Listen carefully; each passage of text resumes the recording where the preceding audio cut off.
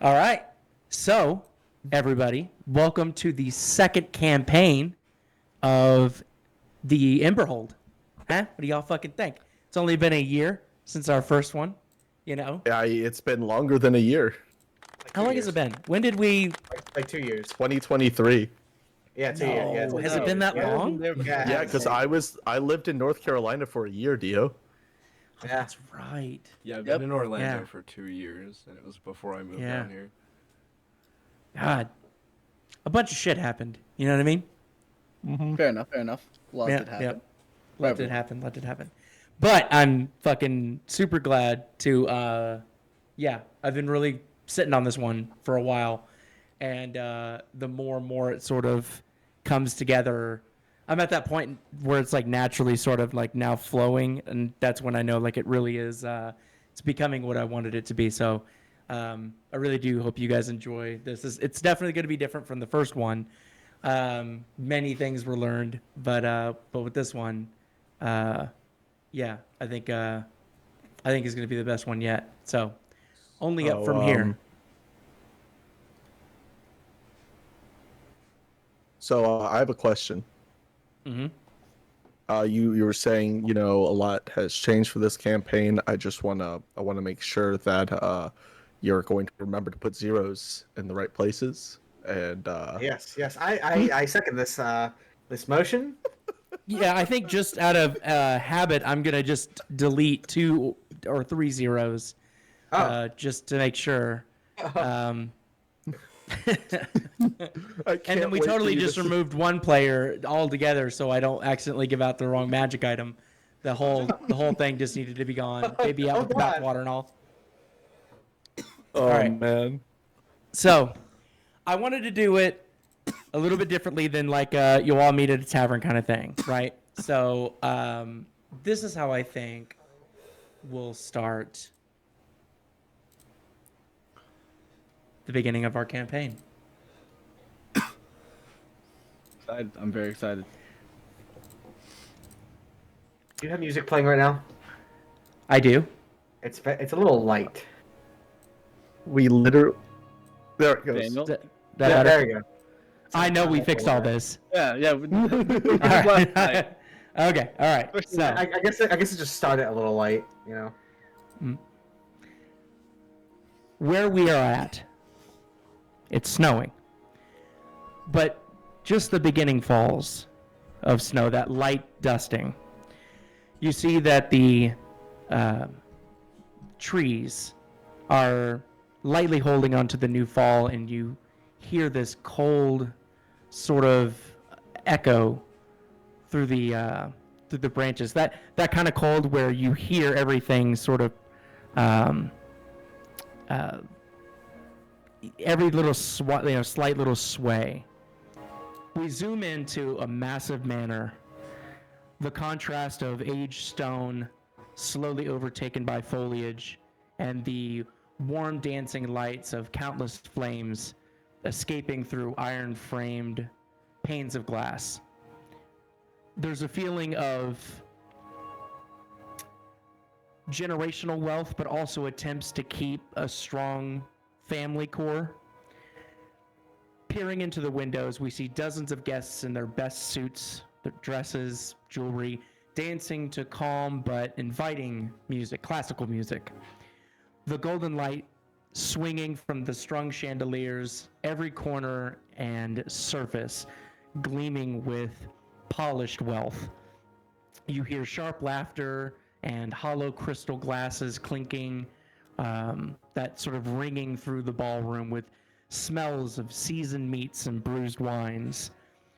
And we focus in on a man with curled horns, a satyr, low-hanging pointed ears, soft beard, with a smile even a dentist would blush at, adorned in the finest purples and gold threads, and in his lap is hung a warm maple lute.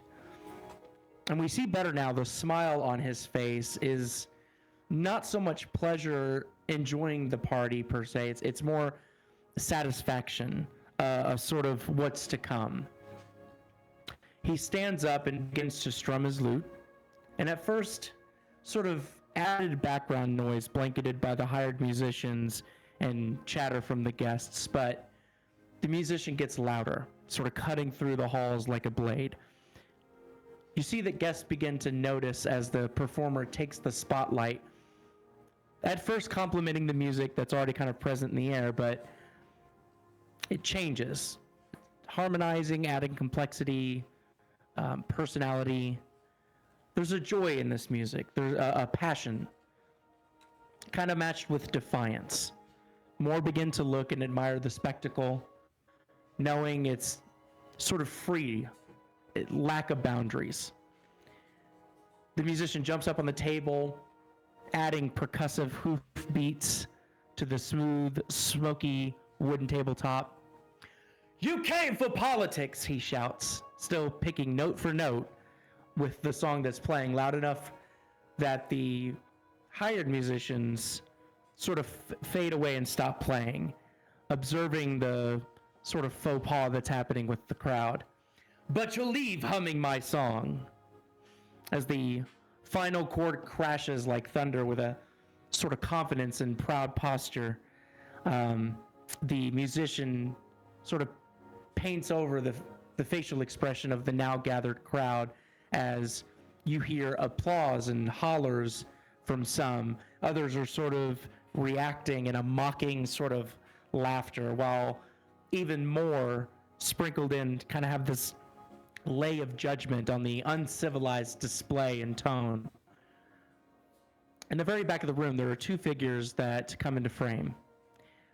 A man with similar horns to the musician standing on the table, pounding hoofs.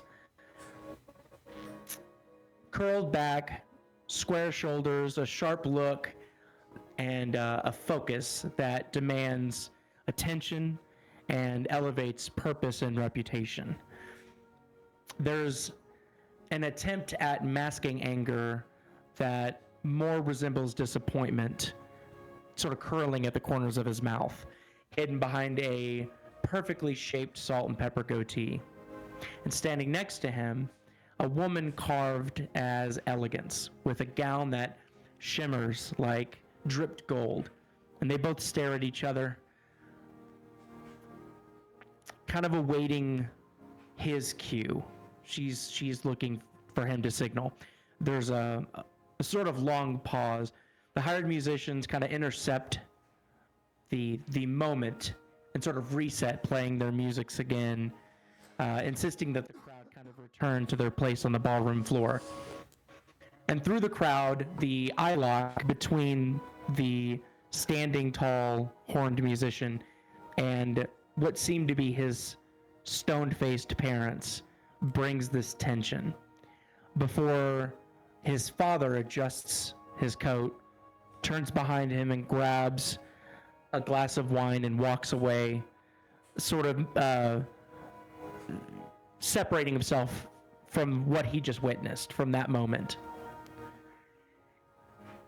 We zoom out and sort of fast forward where days later, the musician finds his trunk packed by unseen hands. And his father summons him to the study, voice calm and deliberate. "You must think your brilliance is a bright beacon of fire that provides warmth and home. It is not. It is an out-of-control house fire, wild sparks near beautiful drapes, reckless, destructive, and more importantly, unwanted. Your talents are an embarrassment to this family. Chaotic. You lack discipline, perspective, honor.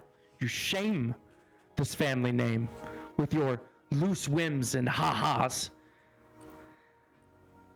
I don't know where I failed you, but I will not have it reek in my home any longer. It's time you focused and found your core. Maybe this is what you need to find that perspective." His mother folds a letter, sliding it across the desk without meeting his eye, a sort of shame.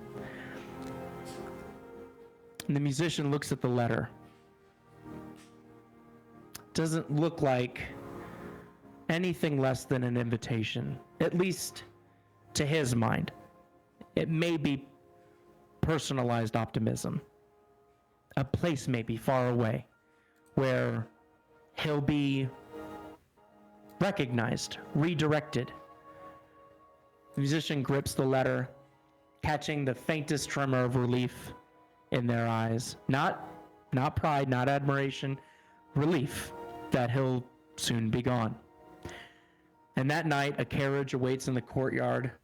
No goodbyes, no audience, just exile, wrapped delicately in silence. He steps inside, robe still sparkling, lute strapped to the back, smile tugging at his lips. If they wish to bury, should have given him a stage.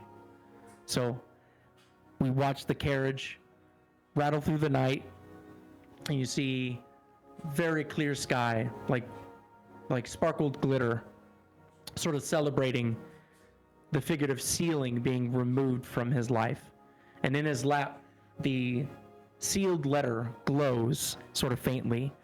You see the wax crest pulsing like a heartbeat, with sort of spilled moonlight coming into the cabin, and a candle rocking with every bump and strutter of the carriage. The bard makes out enough details on the envelope. It's warm to the touch.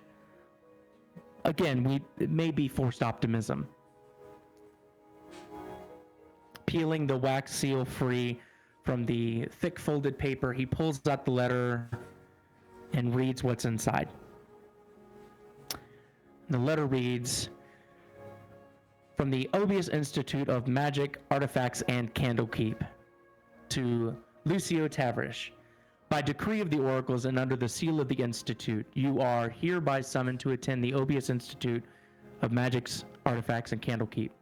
You have been observed and found to possess qualities befitting our halls, not merely talent, but the sparkle of potential that shapes the future of magic itself. Administration to Obeus is not requested nor applied for. It is granted only by selection. Few receive this call, even fewer are worthy to answer. Bring your craft, your will, your truth, all that you are, and all that you will become belongs to the next great chapter within these walls. Your academic year begins on the 1st of Eliant. Enclosed are tailored instructions to prepare yourself, including your class schedule, personal effects list, and a gate key for transportation. Follow these instructions precisely, for any misstep forfeits your invitation. May your path be guided by knowledge. Director of Administration, Avis Oriosum." Inside, Lucio, you find what seems to be a chipped, worn lute pick, which you are very familiar with. To most, would easily be mistaken as trash, but something about it feels very familiar to you.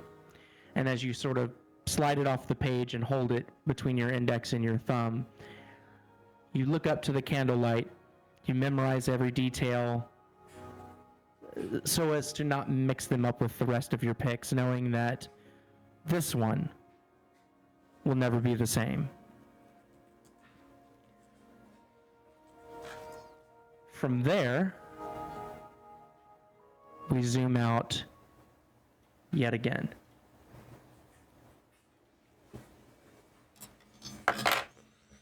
A much, much different place than where we first started. You see that the sky is completely covered in ash and fire, sort of bleeding red through a ceiling of smoke. You see as ash and debris sort of drifts over trenches, rivers. The river's sort of choked with mud, blood, black. You take in a deep breath and it's just choking sulfur and iron, like breathing through a forge. You feel the ground shake You see horns curled from this helm, eyes burning like half-buried coals. You see jagged armor, infernal steel that is dented and clawed and gaped from hundreds of battles, sort of mended through years and years. And you see a flail drags at his side, the spikes sparking at every rock that they hit and chip. You hear this massive roar, then a swarm. You watch as demons climb out of trenches, claws streaking on stone. You watch as the man in infernal armor does not stop, does not hesitate, surging forward, flail arcing wide, bones breaking, body slamming in mud. The battlefield has a sort of rhythm to it, a percussive sway. There's steel on flesh, screams cut short, drum beats of boots stomping forward. And around this figure, devils rallying, chanting, as he becomes the hammer of the line. And for a moment, it looks like a victory. And then you hear a horn blowing in the distance. And it's low, and it's hungry. And you watch as this massive Balor steps out of this smoke. You watch these massive wings fanning waves of heat that just instantly blister skin.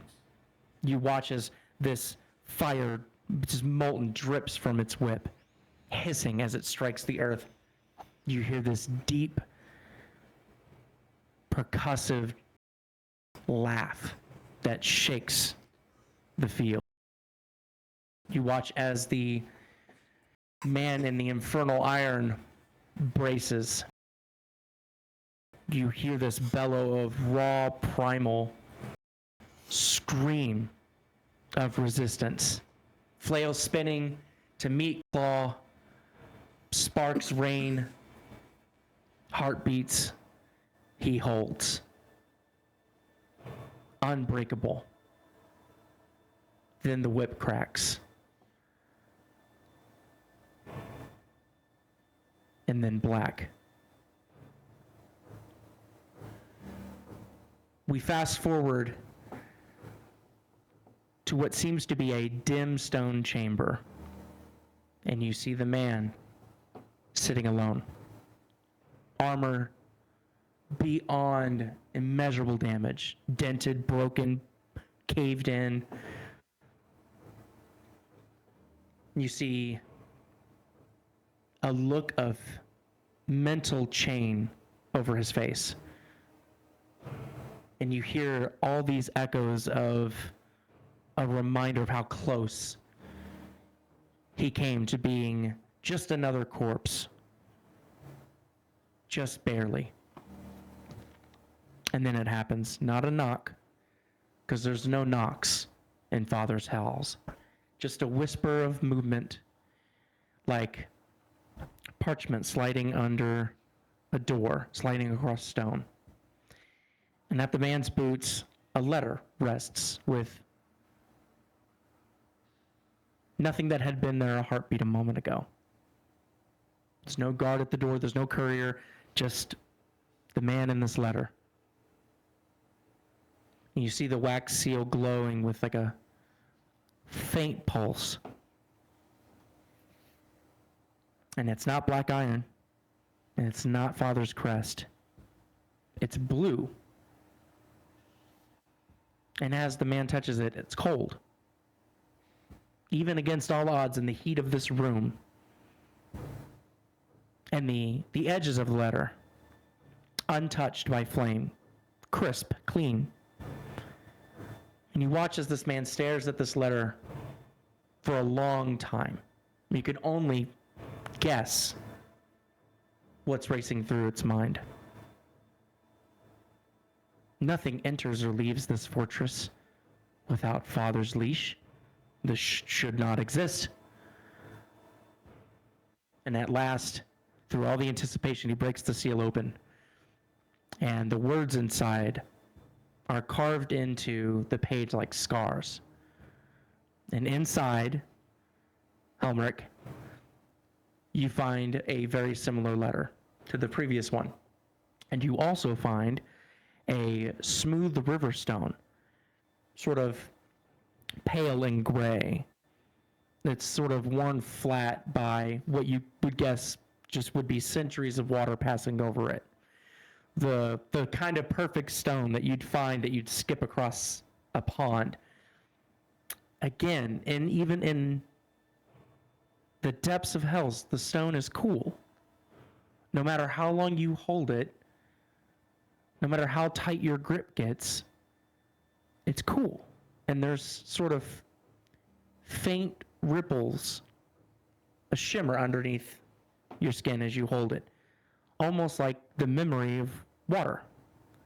And for a soldier who's only known ash, fire, and iron, the stone feels alien, wrong in its gentleness compared to this place. This is more unsettling than any weapon could ever be to you. We zoom back out.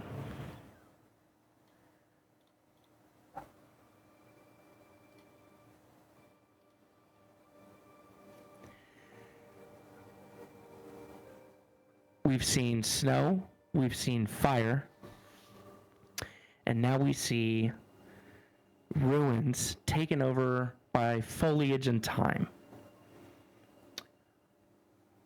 The world we see is silent. Even birds are unaware of how deep we are. No wind, just dust, sort of hanging in the air like light bleeding through cracks in the broken ceiling of this tomb? Building? Who knows? What you do know is that the smell is old. You can smell scorched metal. You can smell wet stone. There's copper in the air. Like that kind of iron that blood has. And you hear occasionally rubble shift. And you watch as we zoom into a room. Much of the flooring that's made of stone is broken, and you watch as a hand claws free, sort of scraping the rock, and a figure drags itself upright. You hear as the metal plate grinds and sparks across it as it sort of beaches itself out from the floor. And you see a faint green glow sort of seeping from the cracks in its body, pulsing slow, like a heartbeat that doesn't remember how to beat. And you watch this figure stand up and sort of stagger through the ruin. And as you start zooming into what was left centuries ago, a lab maybe, or a vault, you see shelves collapsed into splinters. You see books torn into pulp. You see glass fused into puddles of sharp slag that's mixed with water. You see sigils burned into the walls. You see their shapes are too ruined to read. Foliage growing over them, stone falling apart. And there's a stutter in the memory. And as the glowing green eyes sort of pan around, you get flooded with really quick emotions, pictures of memories. You hear in your mind, "Oh, not now, not here," as a sort of mix of fire and pain hit you. And you see this green light swallowing everything around it. You watch as another figure in blaze, sort of similar to him, sort of reaching out, and then we get out of the memory. You hear crunching of glass as footsteps make their way through. Inside, everything burns. The construct can't really explain it, trying to push out imagery and emotions to communicate. And there's sort of this like preserve, protect, collect being pushed into your subconscious. The message of keeping what can't be saved before it's lost.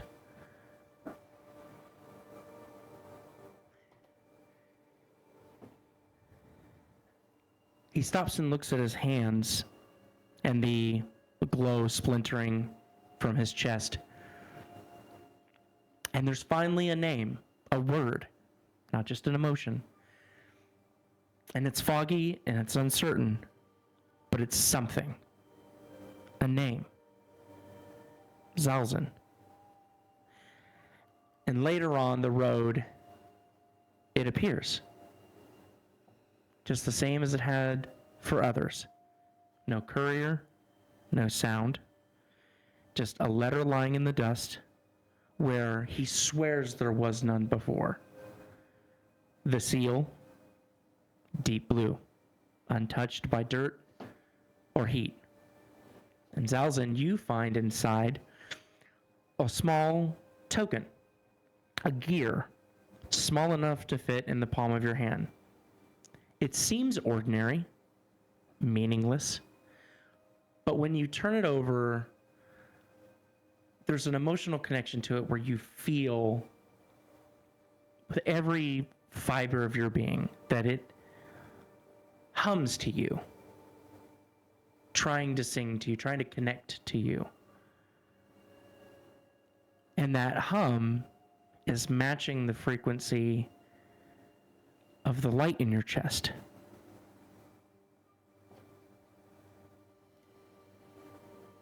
And we zoom back out.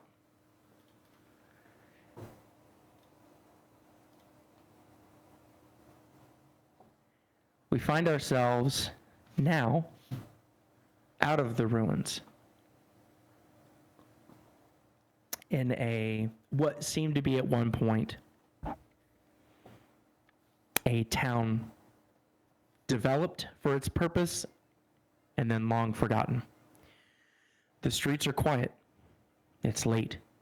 And the market square is empty, except for one man sitting on what seems to be a worn stool with an older, even more worn lute across his lap. And you enjoy the music at first until there's this sadness that hits you as you watch the fingers bleed.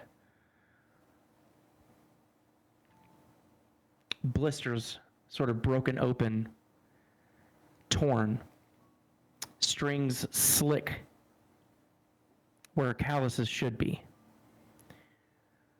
The sound is raw, and it sort of pushes through the night air, desperately seeking an audience that will never come. Occasionally, as we sort of, fast forward and watch tens, hundreds of people absently ignoring this cry, you'll hear some clink of various coins hitting bowl at his feet. But compared to time, not enough. Never enough. And behind him, a shutter slams closed. And winter is closing in. As the musician makes his way in, you see a mother and a younger sibling, a sister, shivering under Frankenstein blankets of torn fabrics sewn together by hand. a fireless hearth sits as quiet as the streets are to this family. That's when this sound cuts through. And it's not from the lute. It's not from the square. It's a whisper that only this musician hears.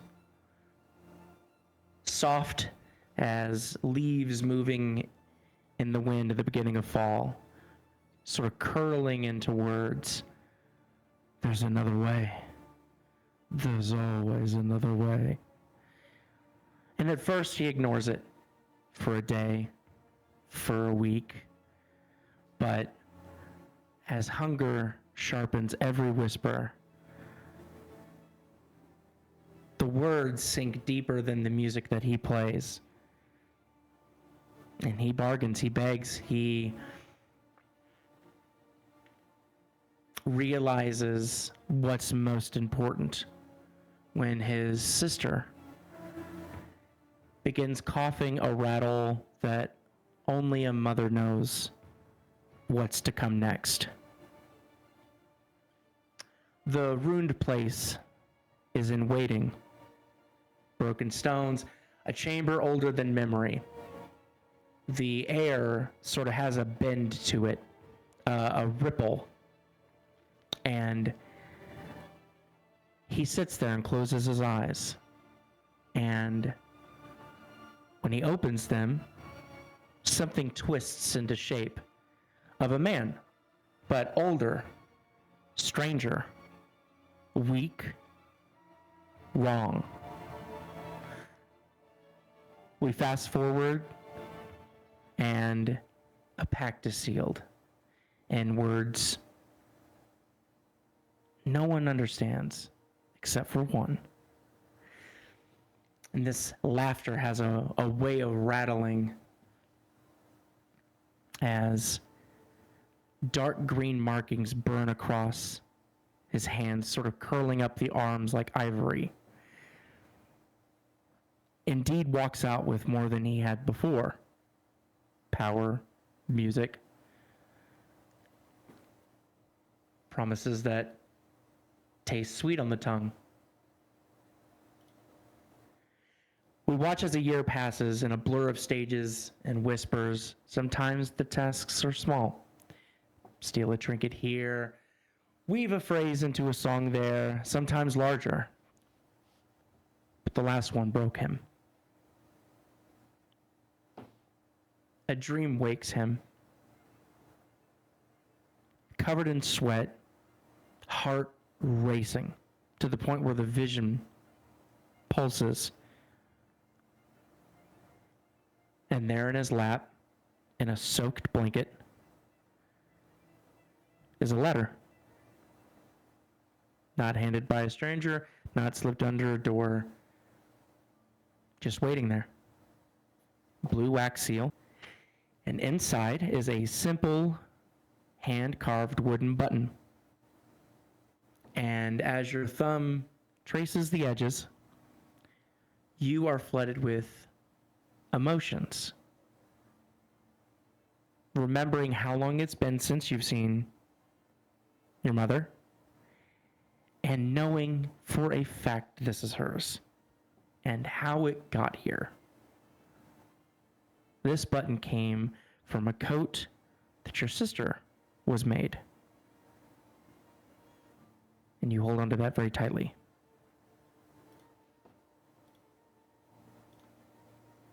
And we zoom back out.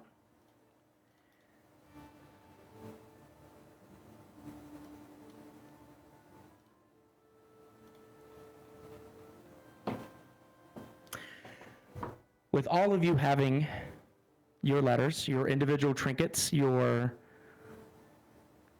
reasons for how you got here. You understand the instructions laid before you.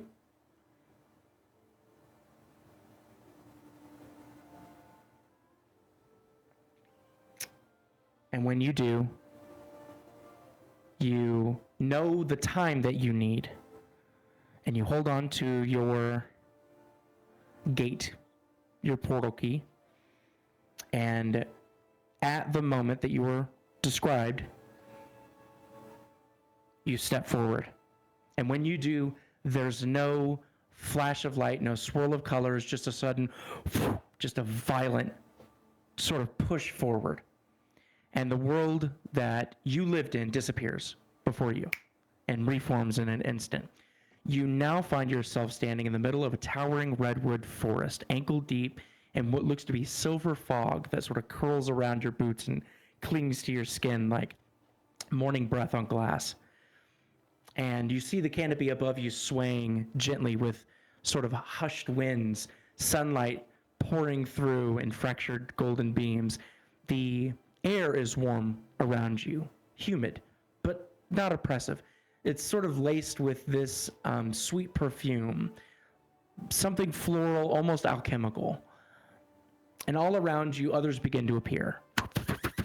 Some sort of blink in confusion, clutching trinkets that look like random objects the same as you. Unsure, you watch a tall elf sort of muttering a curse under their breath. You watch a gnome pat its robes frantically, checking pockets, making sure that they didn't forget something. And most look like you. They're unsure, they're disoriented, they're sort of scanning the tree line for answers. You also see appearing and gathering a sort of wild, diverse crowd of all walks of life. You recognize your humans, your elves, your gnomes, but you're also seeing things that you've only read about. Aasimars, you see lizard folk, you see turtles, you see owlin, you see creatures you're not even sure where they even came from. Some are already moving. There's a small group of students, 3 or 4, that begin to walk away from you through the fog, sort of chasing sounds that are beyond the trees. You watch as one of them pauses, listens, and sort of gestures sharply. Oh, this way, you hear it? Sounds like steam vents? It smells like metal and flowers. You can catch snippets of hushed conversations around you. People saying like, oh, did your invitation say something about this place? Or even marked on my map? Or what the hell does that sound? And all kinds of curiosities. The sound that you see most people heading towards starts to sort of grow louder beyond the trees. You hear voices calling orders. You hear machinery hissing. The distant sort of whooshing of something massive. You hear this releasing of pressured air. You can't see the source yet, only sort of flickers of warm lantern lights. But there are dark outlines of what seem to be towering shapes, sort of just past the tree line that you're at. You can hear metal groans and gears shifting and something big like a ship swaying in a harbor, but you know that there's no water here. So my first question of the campaign is, what would you like to do?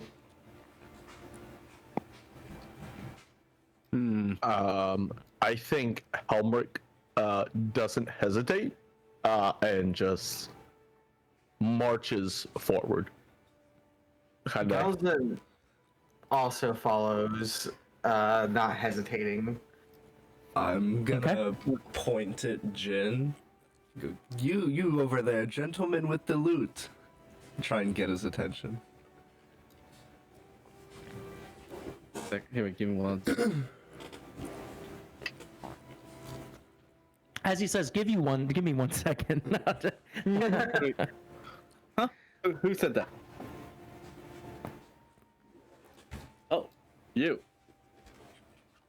Yes, you over there. A fellow performer, I assume. Oh, a bit. I mean, nothing crazy. Just a little bit of traveling showman. But And how did you find yourself to be at this place?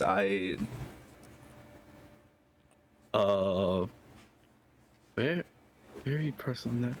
Not too much. Letter just showed up randomly on my bedroll. I see. Similar boat to me.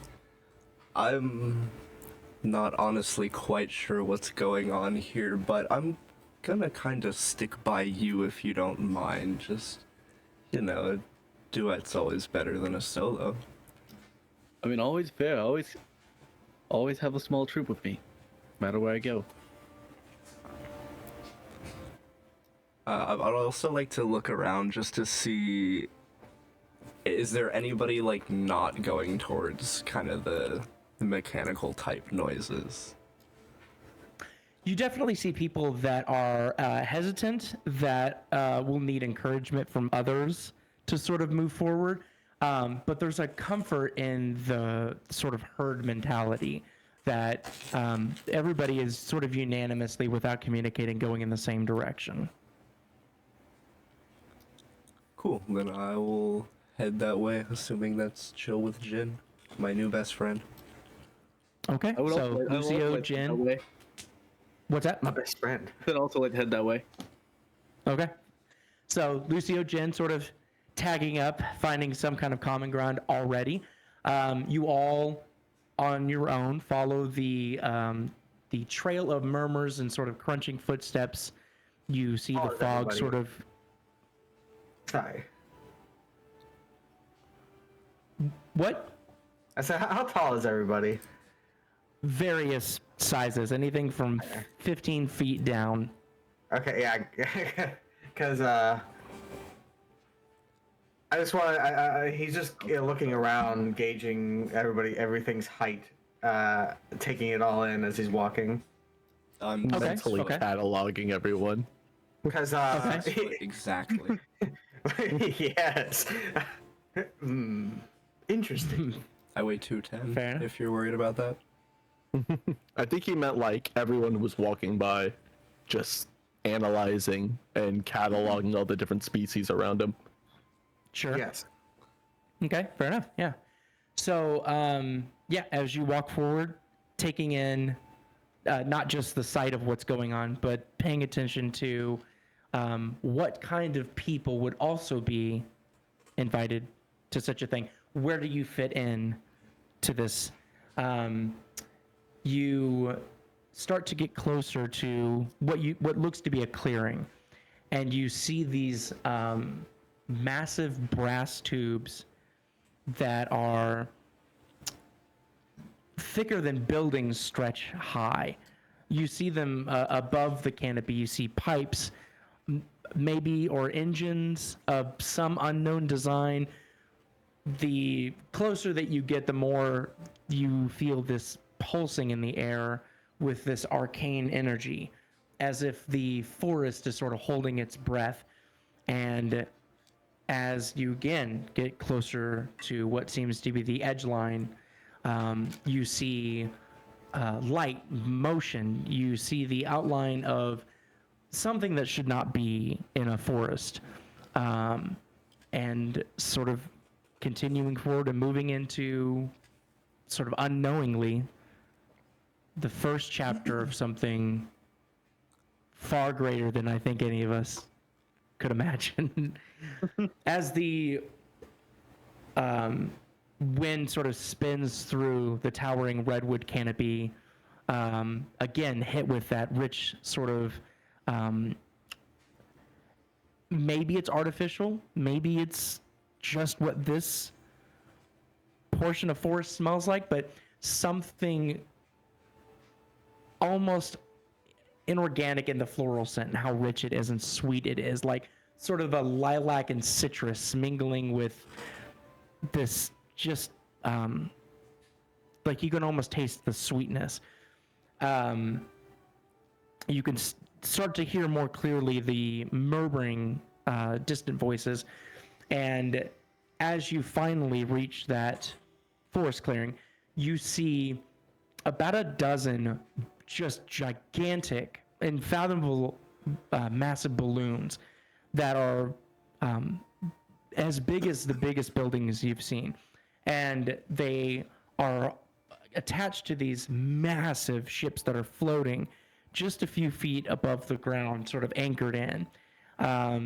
You see the ships they have this like long, elegant, detailed golden trim, lacquered hulls. You see hundreds of lanterns dangling from woven strands above the ships, casting and shifting constellations of warm light. Below the ships, you can see people darting in organized chaos. You see people hauling trunks. You see people checking manifests, shouting directions or asking questions across in the open space. You see arcane symbols glowing and pulsing along the edges of the ramps, paper sigils that are cracking as they sort of burn away, signaling that a manifest has been checked or a package has been approved for boarding. And nearest you, this large ship, you see at the bow of the ship, you see this white bull, massive, tall, upright, with sort of this barrel chest and these deep sort of crimson eyes that match the cape that he's wearing. And you see, standing tall, proud, authoritative, you see the sort of matching gold and blue vest that matches the ship, finely embroidered, immediately marking him as someone of some importance. And you watch as this bull surveys the clearing with there's a mix of pride and precision, and you hear a snort as a sort of clears his throat and raises his voice, and what seems to be a practiced bark that pierces the sort of chaotic hum of activity. First years this way, I need all first years to come register with me, board this airship, we leave in 15 minutes. And that message echoes again from his voice, and then you kind of see pinballing other voices sort of shouting that same thing to make sure that all students, faculty, whatever the mix is, all hear that same message. And you see a few individuals sort of glancing up, exchanging looks, quietly debating, whether this is their airship, which ones they should go to. Some are talking about house placements. Others are swearing under their breath, clearly feeling late or in a rush. You see a group of robbed teens a few steps ahead, sort of beginning to move towards the ship with nervous excitement.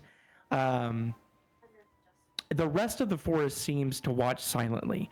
Through the haze of color and sound, the weight of this place presses in. And again, it's not oppressive, it's just vast. The moment like a storm, or like the hush of before curtains rise.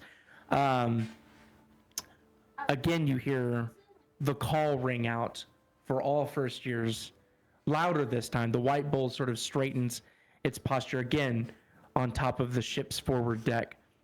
And there's a call of almost like a battlefield general. But there's a ceremonial pride there as well, of like a captain. And the red cape sort of snaps behind him in the forest breeze. You see that another man sort of approaches from behind, thick in its fur, a mix of browns and whites, with an equally impressive uniform and a hat between two pointed ears, sort of assisting and giving direction to the captain. Would you all like to approach?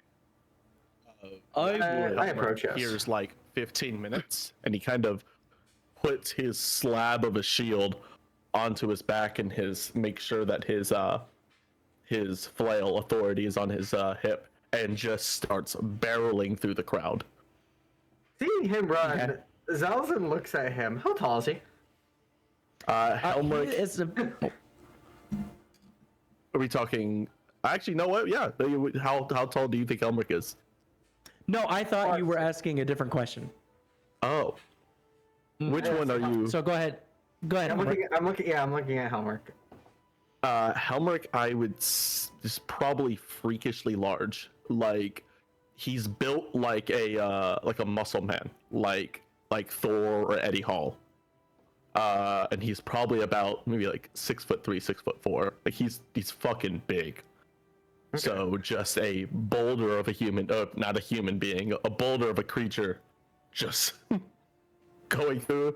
I don't think he's trying to crush anyone, but he's making it very clear that he is moving through these people. Xalzin, seeing him do this, he follows behind him, seeing the now clear path that is being made.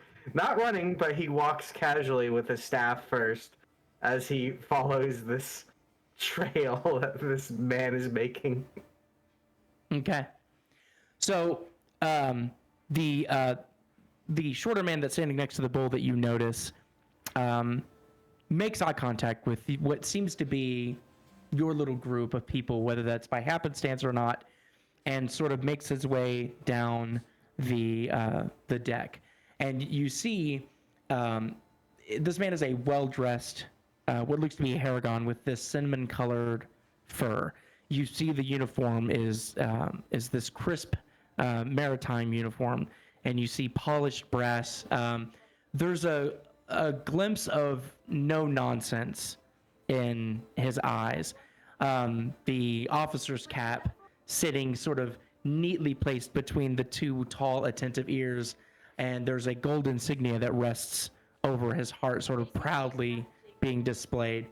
White gloves are spotless, and even though sort of looking down and paying attention to this thick leather-bound manifest that he has in his hands, he shouts a command, and again, even though the eye contact isn't there, know that it's being addressed to you. Name, house assignment if known, and if your luggage walks, we'll keep it on a leash. What do you have?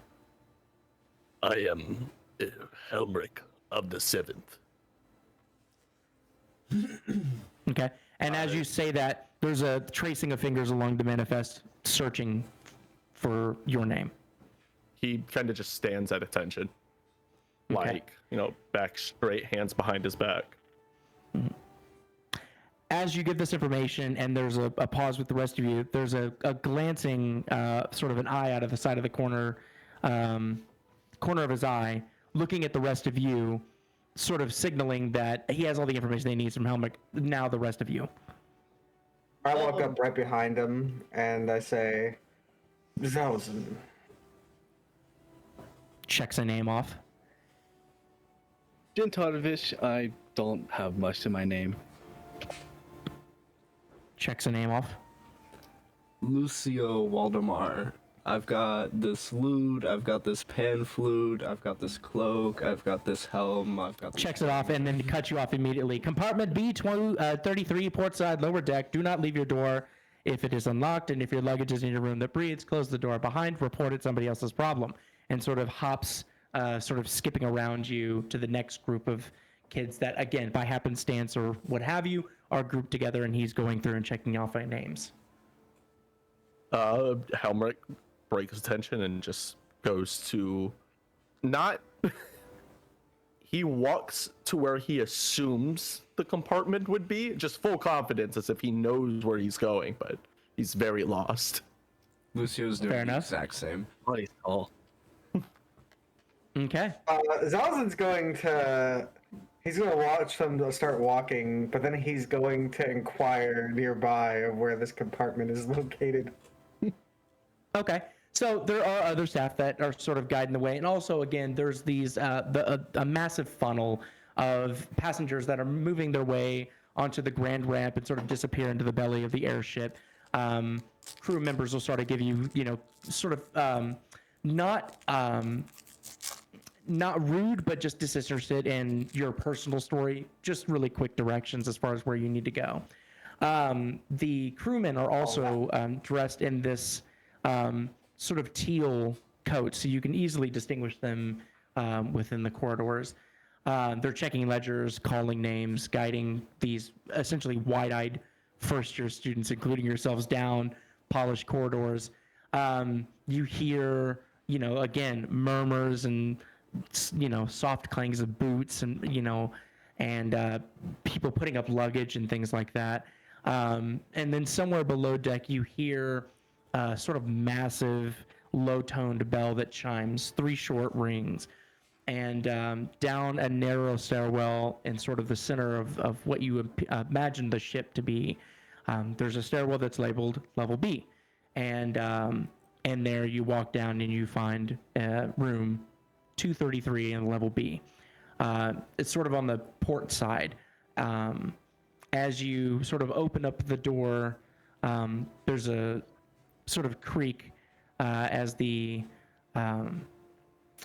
what appears to be like a smooth paneling, like a wood paneling sort of chamber is presented to you. There's what looks to be some kind of it's glass, but there's an enchantment to it, and you're not exactly sure why.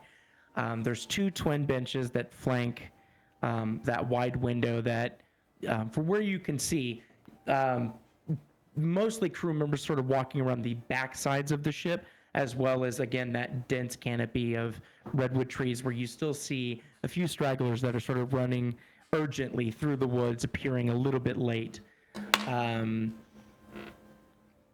You can hear the call of 10 minutes, 5 minutes, sort of as everything gets prepared. And as you sit, get comfortable, I'd love for you all to describe exactly what happens. Right behind you, there is what looks to be a turtle of some kind that is in shredded leathers, with like a really thick, extremely worn out jacket, that's holding a very long pull cue, that's wearing oversized glasses and a red bandana, and kind of catches up to the back of your group and is like, you're going to shut the door behind him, and sort of gets in and sort of rudely sort of scooches in between everybody. I want to know. Not asking. I want to know who's at the door. I bet it's Helmrik. So it is just the five of you in this room. Okay. Where? Okay. Is he sitting next to Helmrik? So he, however you all were oriented, because I'm assuming it's going to be 2 and 2, he's just going to pick the left group. I'll let you all decide what that looks like. Okay. I guess it's a matter of does he sit next to the two guys with loots or the two fucking creatures? I assume that I got here first, so I'm gonna sit next to the window. Obviously, I want the plain window seat. I'm actually gonna sit next to him by the window as well. Then, yeah, Helmrik would take the empty seat. So, I guess I sit right next to Helmrik. Jin fucking goes. we can have the weirdo on our side then. Yeah, just because of Helmrik's size, for sure he would pick that. So sort of squeezed in between you, Jin, and Lucio, is this sort of very comfortable around you all, sort of in the space and elbows, punk rock sort of looking turtle. If he's near me, Xalzin's head's just gonna kind of move close to him, and he's gonna tilt his head. Just looks like he's staring at him directly, and he goes, "Fascinating. What are you?" Oh, what am I? Like a name, or like where I come from? What? Yeah, I'll give a more polite version. We all kind of heard each other's names when we were signing in or whatever over there, but we didn't get your name. What do we call you? Oh, dude, name's Squar, man. What's up, my newly discovered friends? Helmrik kind of snorts Is that with at the word two friends. W's or Y'all talking at the same time, man. Helmrik snorts when he hears the word friends. He's kind of got his shield just like in front of him, and he's resting his arms on it. Okay. Lucio's drawing a quick portrait of Guar. And how do you spell that exactly? Is that with 2 G's? Yeah, G-W-A-R, Guar. 2 G's, yeah. GWAR.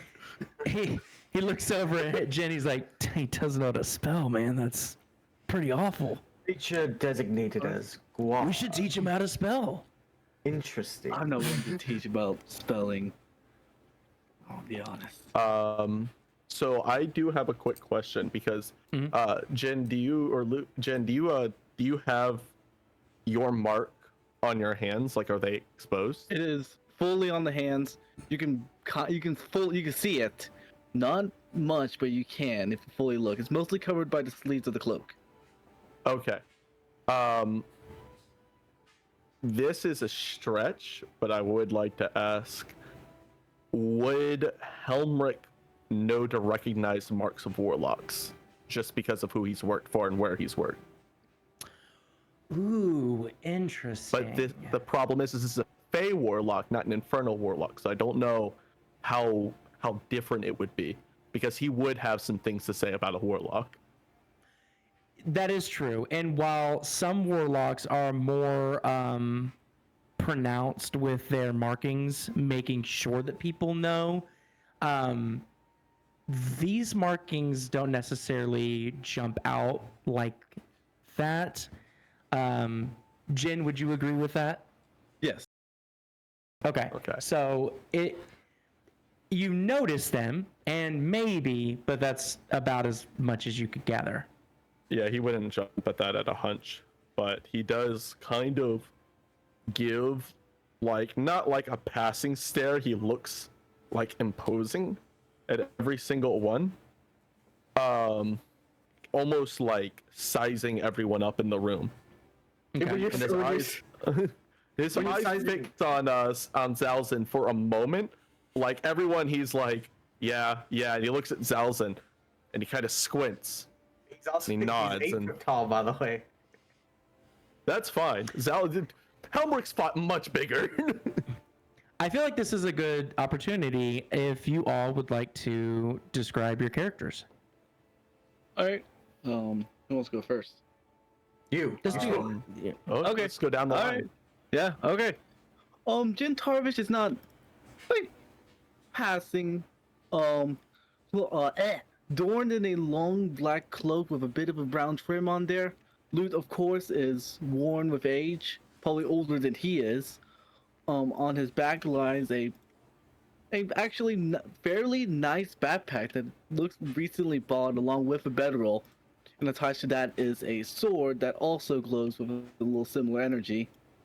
And on top of his head, of course, is a conical hat. And on his face, you can also see some markings, some scars. And Cataloged. Okay. that's Um, it. You're up. Oh, Oh wait, I guess everyone's different on the Discord. Yeah. I was looking at like down the Discord thing, but only on like the full screen voice call. So Lucas was first on my screen. he's I'll go last on next. mine. So Helmrik is like, tall for a human. He's a tiefling. He has this like fully encapsulating like horned helm. And it's got this big almost like Spartan plume down the middle. So basically a horns like hoplite helm. But his face is kind of dark, and Dio described him pretty well. The big thing though is his arms are exposed, and they are covered in infernal writing that looks like it was carved into his skin. There's patches of just like whole scarred over areas, burns, cuts, bruises, like any form of like wound has been applied to his skin. But the biggest thing are the carved letters in like almost wine red skin.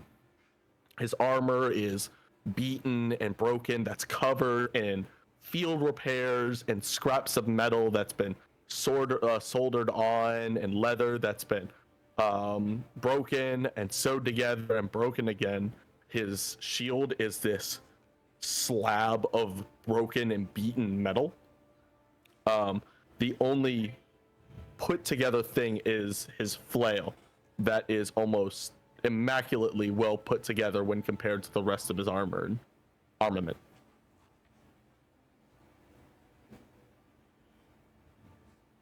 okay, I'll go next. Xalzin seems like he seems ancient. His body and metal look different to anything that really anybody has seen. He has a green glow to his eyes, and when he speaks, his mouth lights up green. He holds a staff in his right hand that parts at the top with a green orb in the center.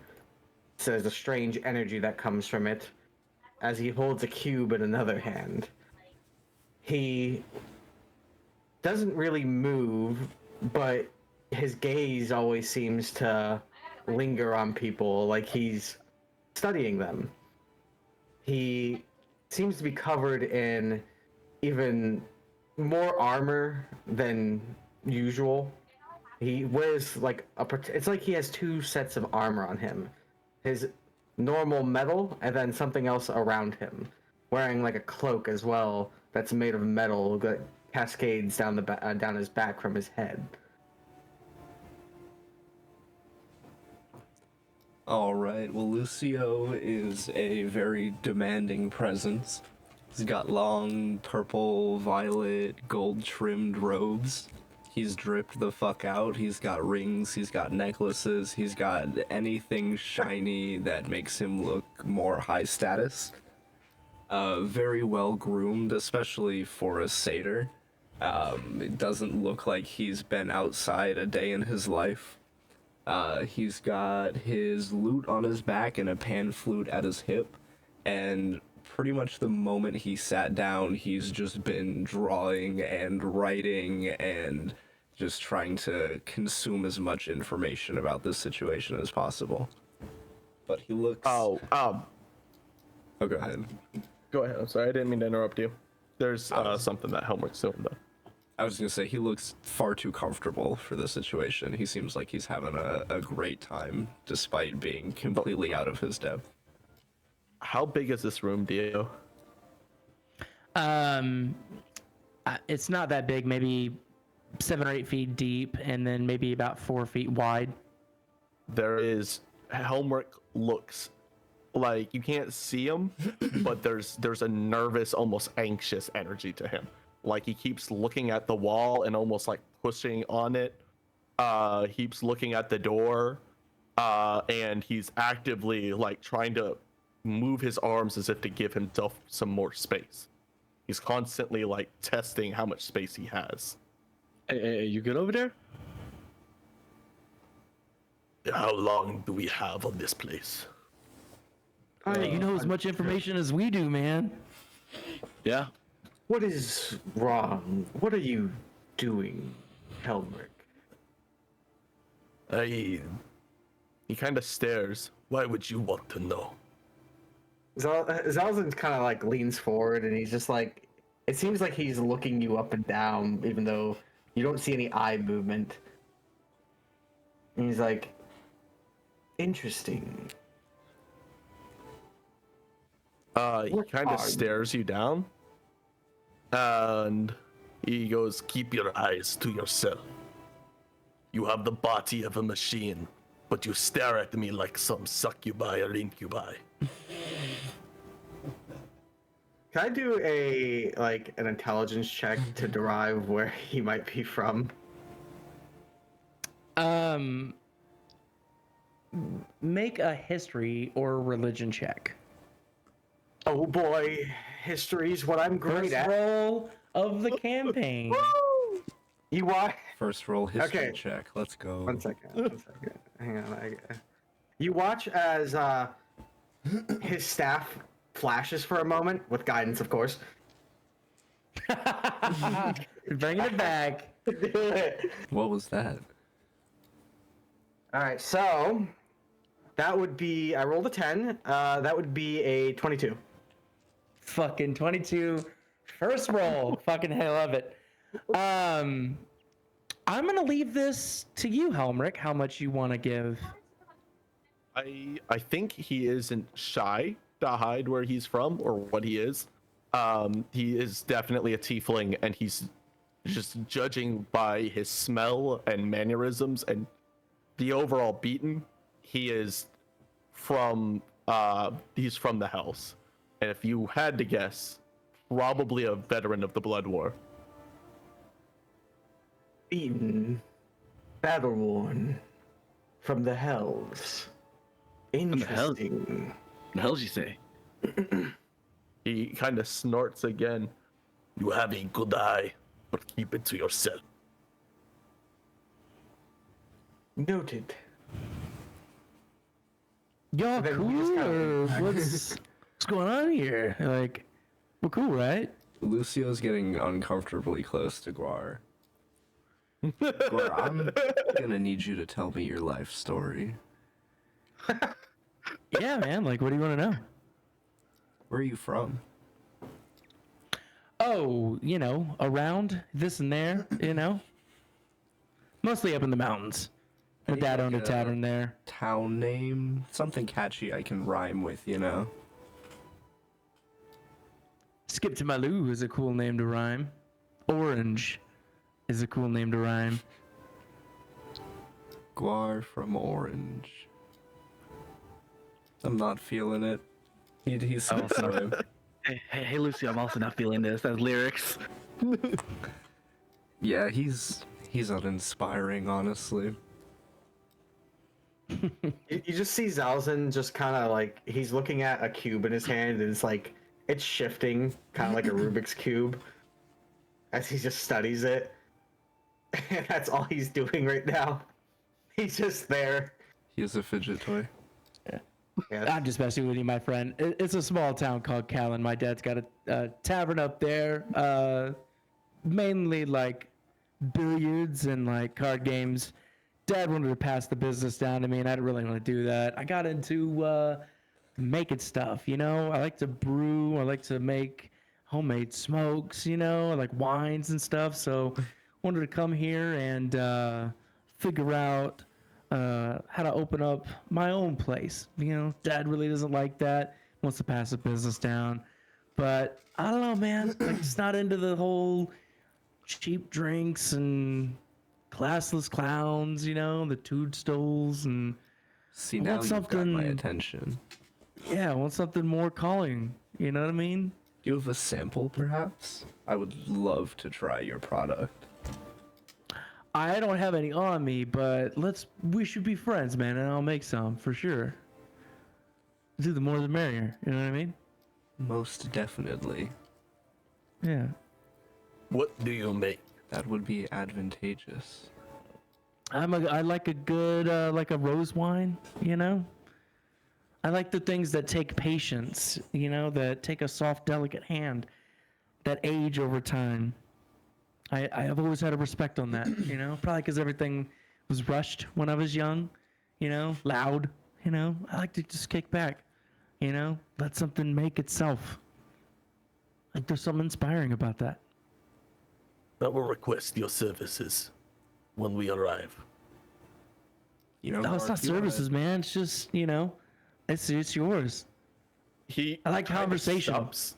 There's like a brief moment where he was like already reaching almost like a coin pouch where he says, and it's just like no services, and he stops, and then he stares almost suspiciously. There is no free thing. I mean, No, I suppose not. Like I'll trade you good conversation. Like you look like a guy that likes to sit around a fire and have a deep intellectual conversation, and I like that. So I'll trade you. Fair? He stares at him and slowly nods. My need for drink is deeper than my suspicions for you. You reek of Fey, but you will do. He gets like right under Jin's chin and like looks like up at the most acute angle and like is like, I think he likes me, man. I think he likes me. Dio. Has 10 minutes passed by chance? Not quite. Okay. Why are you looking for 10 minutes for? While I'm doing this, while he's looking at this, he's casting a ritual spell. oh, God damn it. What are you What's what are the you casting ritual exactly? spell? Don't worry about it. It's something.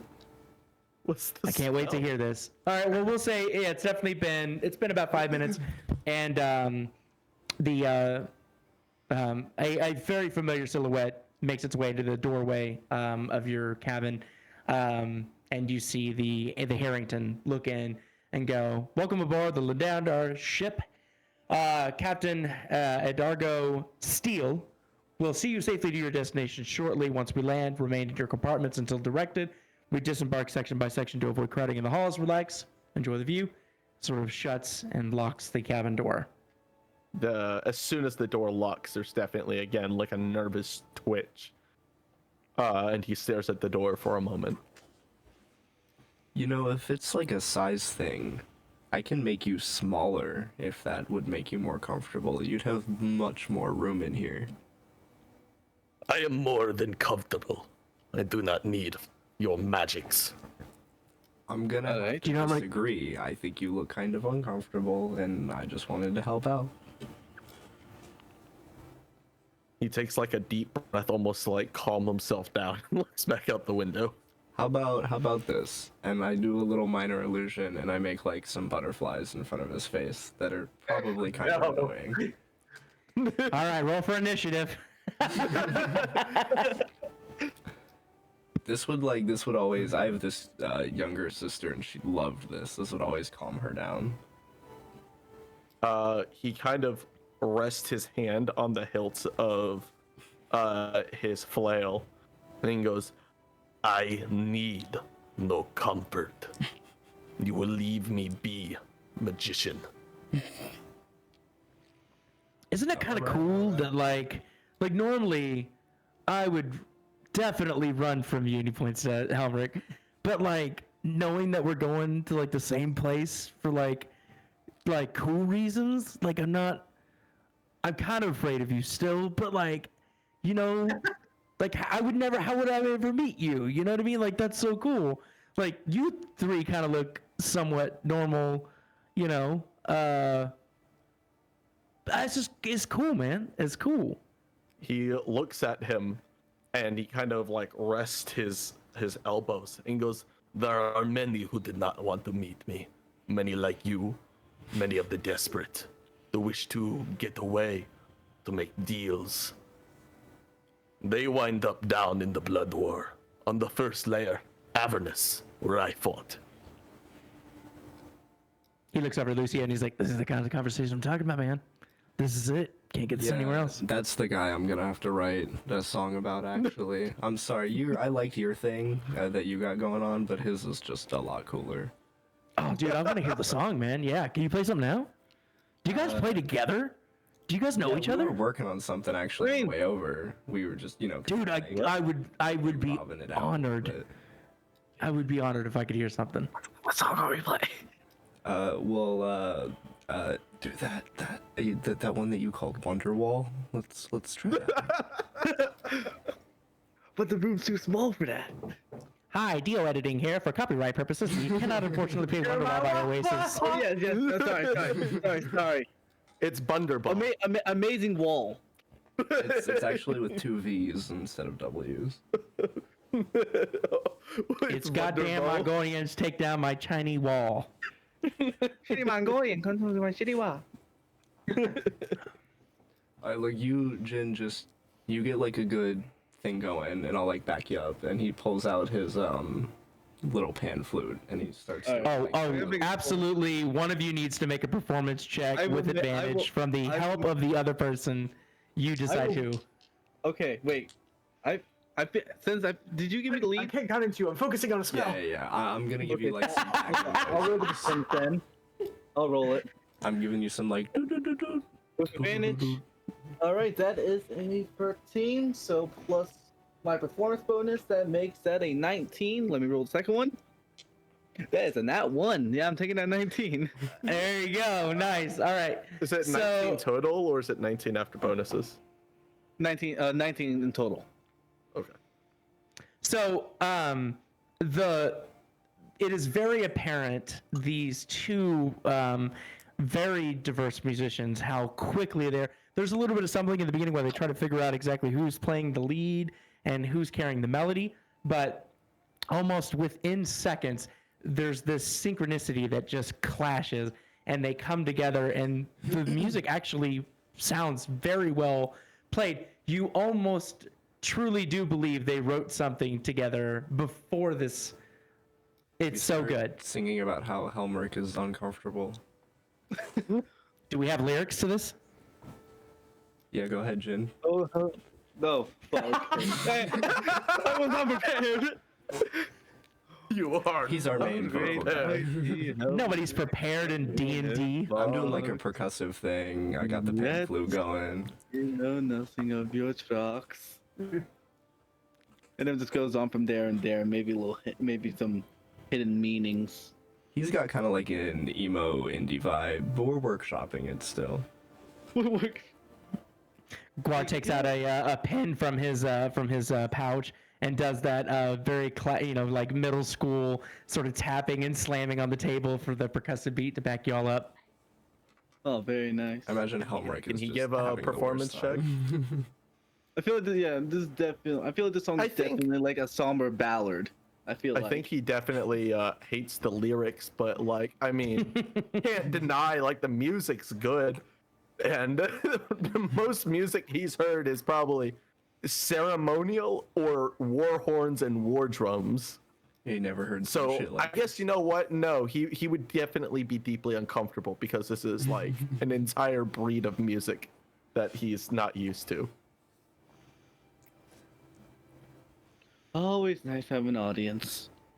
All right. Well, as you guys have a varying degree of conversations and getting to know each other and making others feel uncomfortable while the others feel uncomfortable and creating songs, a few moments pass after your cabin door was locked and you hear a series of sort of sharp whistles that pierce through the air in every direction. You hear outside of your room final orders being sort of shouted and echoed through the halls as last crew members sort of finishing, pulling the boards up and the ramps up into the ship.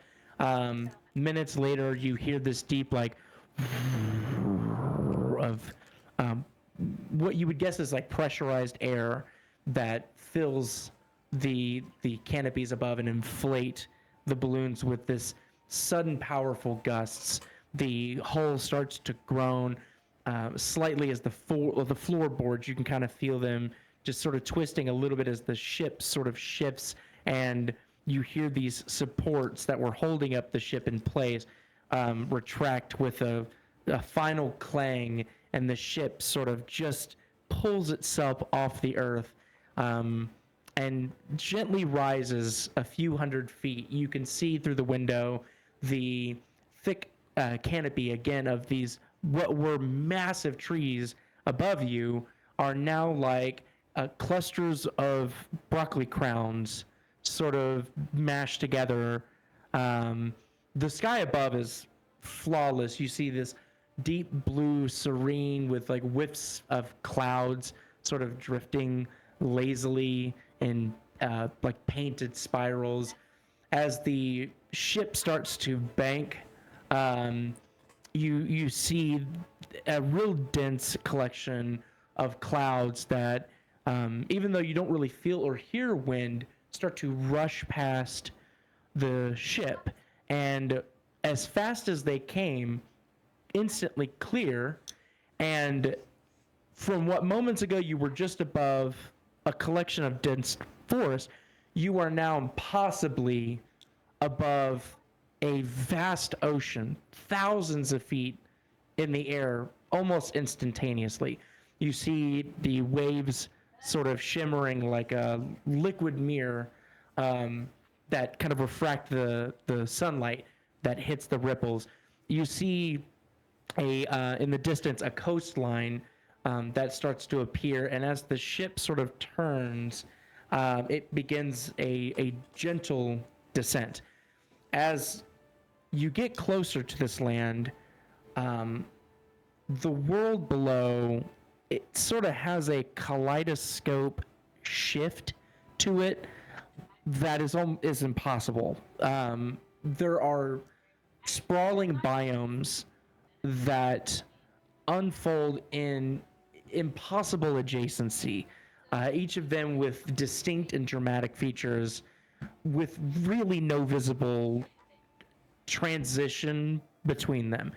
You see one area, and it's like rolling emerald hills with, you see wildflower meadows that are broken by rivers, and you see flocks of birds, wild game, deer running and darting between trees.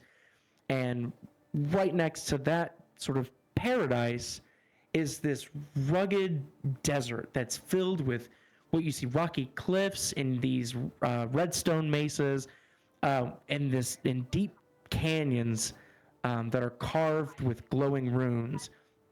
And as you keep looking, you can see what appears to be a massive chasm. And you see in this chasm, there's carved into the cliff sides are pathways. And you see various doors and archways and areas that have been previously explored and dug. Next to that is what appears to be this futuristic city. You see elegant carved marble with buildings with these impossible curves and decorated panes of glass that, again, just seem seamless. There are no corners to be seen in this area. Not an angle. It's all super smooth and almost feminine in what it looks like. It's well lit with what looks to be almost like an obsessed artist's craft on just how precise and clean the pathways are, and the foliage that matches and curves with the pathways.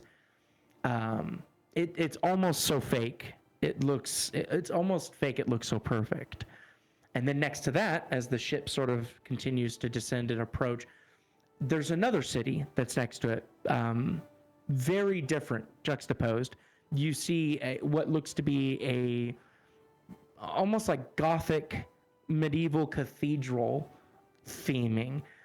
Buildings surrounded by jagged spires of rock, but these spires are so impossibly thin, you would think that they would break if something not stopping them from destroying. Just sort of peaked all around these buildings purposely. You see some of the stone seems natural and carved, some seem created. You see massive crystal and a stone building that has a footprint that is so large, it would match some towns that you've seen. Again, massive panes of glass in this portion wrap the building, sort of reflecting both the sea and all of the other surrounding biomes. In the center is what looks to be the main focal point of all of the biomes that surround it. And you can only deduce that this is, in fact, the Institute. This building is as big as some of the biomes. It's impossibly large. It almost looks like the size of, if we were talking about one building being the size of a town, this could be, a major city. This building is so big and so impossibly tall. You see large groups of students that have already arrived or maybe possibly haven't left yet.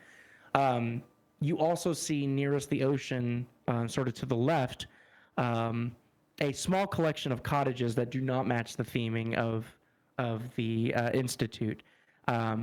Homey, sort of handcrafted, maybe about 20 of them.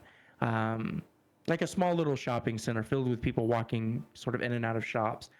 And as you hear soft bursts of air hissing and sort of these rhythmic pulses, the ship slowly descends and softly touches down. You hear crew member on the ground re-anchoring the ships and re-supporting them as they were before when you had boarded. Ropes being cast down, voices shouting below, the landing anchors thrown down. And through the window, you catch glimpses of crew members putting ramps into position, securing it. They seem very practiced. This is very much ease. And only a few minutes pass, you hear cabin doors start to open. You hear people starting to walk down the halls. You hear the sort of collective shouts of just conversation trying to dominate each other get louder and louder with more and more excitement as voices swell. And finally, you hear a latch clicking for your door, and the door opens up, and just beyond the familiar silhouette of the officer that had, greeted you and put you in the ledger, unlocks the door, barely looks into the cabin, keeps moving forward, starts unlocking the next door, just almost, undisrupted. As everybody makes their way off, stepping off the ramp, the ship at your back, again, that sort of groaning and settling. Has it been 10 minutes, by the way? Yes. Oh, perfect. Oh, Okay. So, it's just, it's not bad. It's not bad. It's okay, guys. You just see, like, a flash of light, of green light, just in front of Xalzin. I hope Helmrik's not sitting across from me. He might punch me. Might spook him. But there's a flash of green light, and you see what appears to be a script and a quill appear as you see this mystical hand also appear, and it starts writing on it. And if you try to read anything, you can't discern what he's writing, but right now he's documenting everything as everything's happening. Dio. Oh, is this illusionary script? Yes. Okay.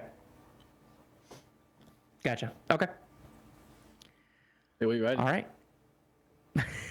He doesn't respond to you. He just seems like he's looking at the script. Sometimes he does look at you. Sometimes he looks at Helmrik. Sometimes he even looks at the turtle. And then you just see him resume writing on the script. All right. And as that's happening to your right, you see 5 more airships that are sort of hovering and preparing to deboard as well. Further ahead of you is the massive building, and you look over to the right, and you see, again, the scale of some of this is so unfathomable.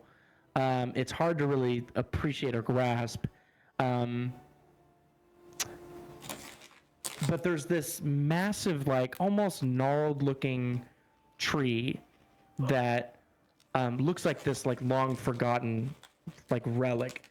And at first, glancing at it, it looks long dead. You see, like, the bark is grayed, these brittle limbs. But then it shifts. Not much, but just enough. And this long, sort of girdled creak echoes through where it's standing in this dry basin, and you realize that it's alive, it's watching, it's breathing, it's whispering to new students that are passing beneath it. And you see that some of the visitors, students, sort of slow, tilting their head upwards at this tree as it offers these like low reverent groans in greeting. And then others stride right past it like they've seen it 1,000 times and recognize the old Tintian's, presence and doesn't care. As the students keep moving through, there's this bridge that floats suspended impossibly above this deep, deep void of this cracked terrain. And you realize that the Institute is actually floating on this massive piece of land in the center of this just void. And you see all these bridges, and you kind of look off in the distance, and each individual like diverse biome all collectively bridges to the center of this institute.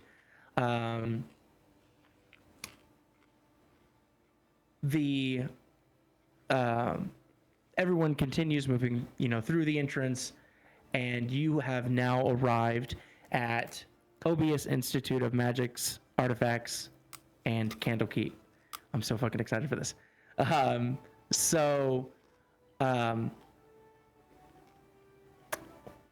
Just ahead, you see the very beginnings of the building. You see enchanted marble steps that rise up the small plaza. You see columns here that are sculpted into what seem to be salutes to lifelike scholars and mindful giants. What you takes a second to realize is that they are they're alive. They are tracking people with their eye movements. They're subtly mouthing. They're smiling. They're nodding. There's this sort of silent welcoming as you move forward. And as you enter into the building with, again, just massive waves of crowds of people, some moving slower, some moving faster, inside, the scale defies expectation. The ceilings stretch beyond even eyesight. And nearly every surface is packed with books. You see hallways that wind impossibly far, and some chambers echo with the sound of distant weather or even lappings of water. You hear boats in the distance, and you see sort of some of the like small moats, even way off into the distance. Again, you're almost overstimulated trying to gather all this information, and as soon as you enter into the complex, to the right you see what looks to be a kind of warm, homey cafe that's buzzing with life. You can smell sweet aromas of coffees and warm breads, and there's a calming hum of conversation. You also see to the right of that cafe is a living tree that clings to the wall, and you see its roots sort of sliding slowly across the textured stone floor. And way above it is a mural of a painted squirrel that's leaping from branch to branch that comes to life. And as it's jumping from branch to branch, these leaves from the paintings become real and sort of float down. You see people like sort of taking them and throwing them out of their lattes or shooing them off of the tabletops. At the cafe, there's a small gnome that has this just warm smile that's handing out drinks and sandwiches to the students. To your left, you see through the wave of people coming in and out of the complex, you see kind of like a casual lounge area.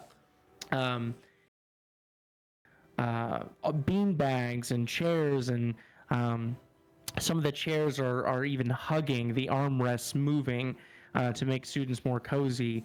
And there is what looks to be a small kind of shop where people are, purchasing things and buying bags and things like that. And then in front of you, to the left, is a stone circular desk with somebody standing behind it, with a banner that says inquiries. Nobody seems to be really standing there, sort of walking right past into what seems to be the main chamber, but there is a sort of red and white robed student grinning with this just barely contained excitement, eager to offer help. The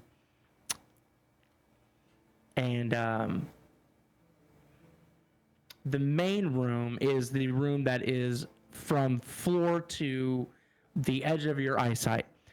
Is filled with books, is filled with columns of statues, is filled with brass ornaments, is filled with maps and shelving of all kinds of trinkets and archived, documents and tomes and journals and books and just anything you could possibly imagine decorates the entire eyesight of this place. And you see that the massive sort of collection of students are making sort of an opened curve, expecting some sort of presentation at the center dais that's in the far back wall of this building. I'm going to give you a second to take this in if you all want to do anything. Helmrik What? is, Okay, go ahead.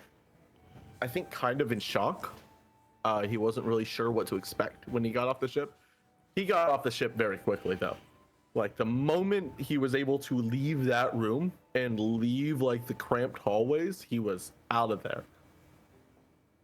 But, I think there's a moment when he had stepped off the ship initially where he kind of looks around at, like, the clear skies, almost in shock.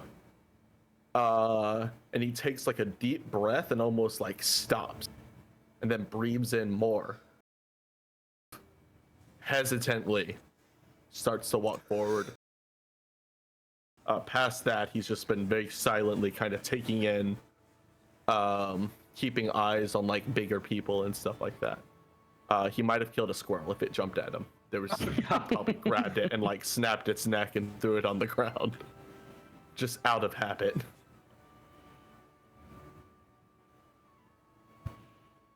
Is there anything else anybody wants to do before we move forward?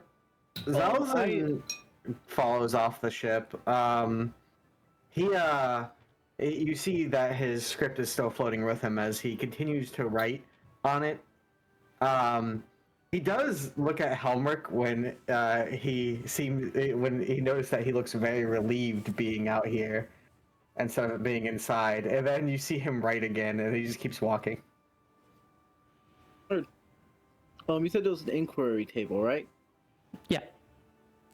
Can I go over there? Sure. Yeah, I would actually like to head in that direction as well. Okay. So this place catalogs many things, right? Oh yeah, hi, hey, how's it going? Yeah, of course. What are you looking for? You're first years, aren't you? You just got here? Right behind him. So exciting. I'm just standing there writing. I just want to know if you guys also had like some artifacts, ancient histories. Oh, everything. Whatever you can think of, we have it. Yeah, and if we don't have it, we've got people searching for it immediately. All right. Probably have to look into it in my free time. There's not enough. There's so much stuff here. Even in 1,000 lifetimes, you could read everything here. But anything you're looking for is here. That's what I love about Obeus, is that they don't hide anything. They let you find it. You know, good or bad. And what do you do here? Oh, I help out. Interesting. So if you need like maps or anything like that, if you want to know things about the college, I mean there's some things I can't tell, but He leans in really close. I said some things you can't tell. Elaborate. what do you want to know? What secrets does this place hold? Oh, I'm it's not so much secrets of like we can't tell as far as like like we try to hide it. It's more like we want you to explore it and find it yourself. Sounds. The best discoveries are sometimes made by accident. I can agree with that. Oh, they are. And then he's gonna ask for a map. Okay, yeah. And they give you a map, which you'll have to have time to go through and He peruse. looks at it briefly, and then you see it disappear under his cloak. Okay. Like in a flash of green, it just disappears. Oh, I think they're getting ready to start the presentations. But if you guys need anything, come back here and talk to me, and we'll talk about all the things. I love talking about things. Gotcha. Will in fact do. I'd love to speak with you on one I'm map. Koi, by the way, from the Basalt House. What did you say his name was? Koi. Quay. Koi. C-O-I. Oh, Koi. C-O-I. Koi. From the Basalt House? Fish. Mm-hmm. Alrighty, well, let's get to the presentation, I guess. Okay. You weird person. Xalzin. Xalzin, you're fucking weird. Okay. So as you all make your way into what seems to be thousands of people gathering around this massive raised dais, you again that hum, that murmuring of voices, all eyes sort of shifting in expectation. You watch as there's a hush that hits the crowd as a man that seemingly was part of the crowd steps and separates himself and ascends the platform. And his presence is undeniable.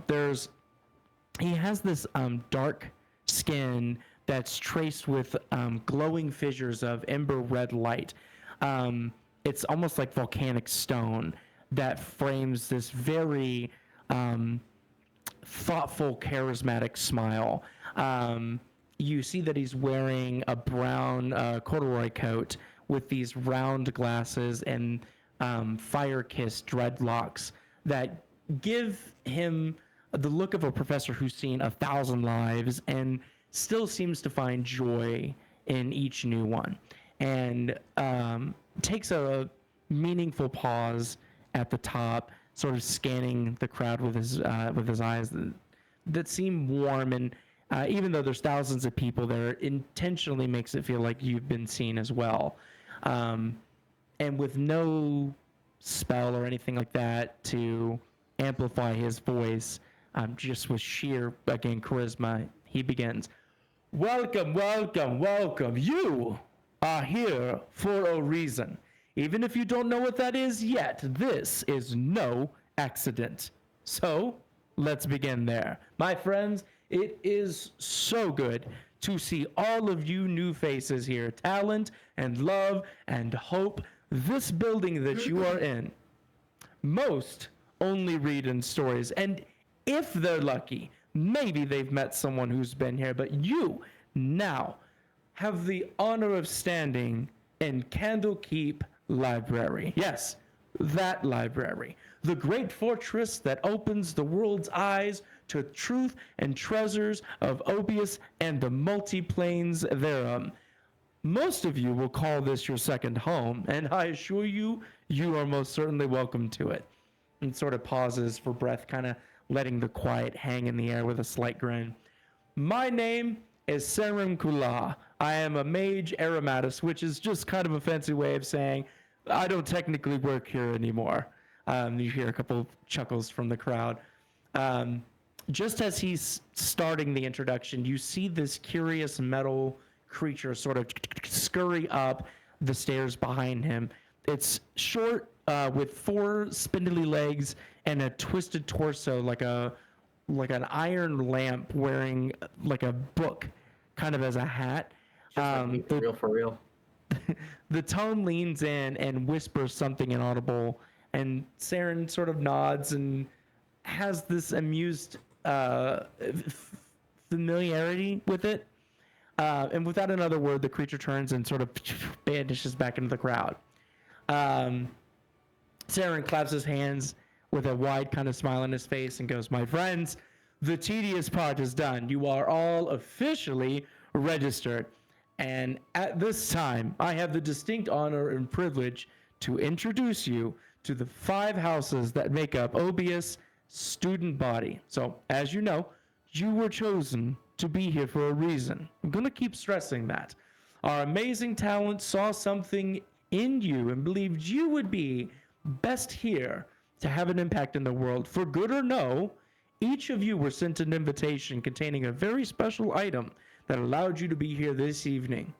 If you would please for me, retrieve those items and place them in the palm of your hand." And you hear kind of a rush across the chamber, and then small little hits of conversations as people are sharing their trinkets and kind of sharing stories about it. There's a low thrum that pulses more internally than heard as the light of the biblioplex sort of dims to a moody dusk green, and from shadowed side archways, there's a blur of movement that sort of skitters onto the stage. A small bipedal creature with what looks to be sleek purple, sharp glinting teeth, kind of like a porcupine spine, that kind of just serpentines back and forth. It's got bright red eyes, and you watch it as it starts to focus and sort of quickly dart around the room with this like unfiltered curiosity, maybe even like a menacing kind of gleefulness. And Saren looks down at it adoringly and sort of raises an eyebrow and goes, "Aha! Arriving first, of course, Zephyrus, the mascot of House Zephyrus. equal parts scholar and scamp. Don't let the size fool you. He once necrosized a professor's shoe for stepping on a seedling, and Zep sort of chitters with this delight, and then dramatically somersaults back, landing neatly in front of two figures who command the attention of everybody, but entirely opposite ways. On the left, there's sort of floating more than walking is this woman who has like void-like black non-reflective skin. She has branched thick dreadlocks that sort of have these bloomed autumn colored leaves with delicate floating butterflies that sort of kind of hover around her. There's this luminous sort of blue pulsing that is softly just around her aura. And you see these delicate sort of elegant robes that look like it was almost grown more than it was like stitched.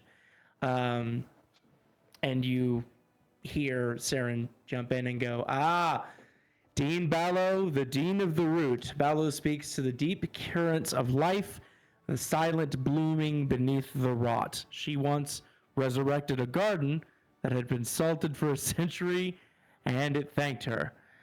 Behind her, slowly, more strangely, walks this ancient and sort of skeletal figure with skin that's sort of stretched tightly over bone, robes trail in strips like weathered petals. There's a sort of mist of shadow arcana that clings around it.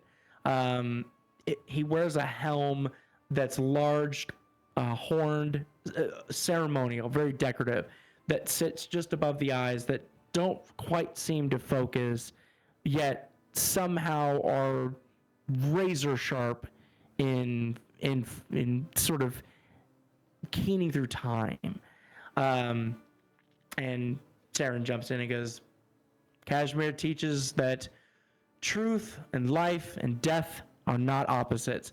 They're lovers, locked in this endless orbit. His understanding of necromantic flow makes most liches look like hobbyists. That's when you see Zeph is sort of pacing in circles at their feet, sort of tail twitching, sort of like a proud posture, almost pet-like.